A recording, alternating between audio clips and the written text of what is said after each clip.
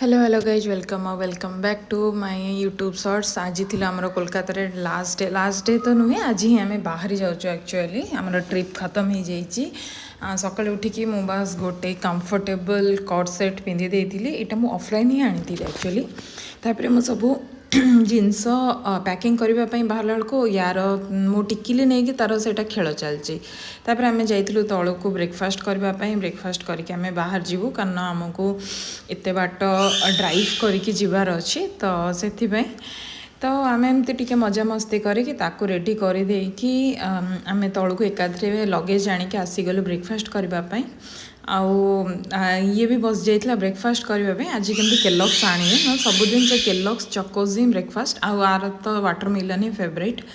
तो एमती सब ब्रेकफास्ट करके आम बाहरी गलु ओडिशा माने घर को ही बाहरलु। बाटर आमर गोटे मिनी चैलेंज लगी जोटा कि किए जीतुचे देखापी। जो चैलेंज वीडियो साउंड मुझे एक्चुअली दे पारि किंतु चैलेंजटा बहुत फनी थिला कि एट ए टाइम दीटा काम करार अच्छी।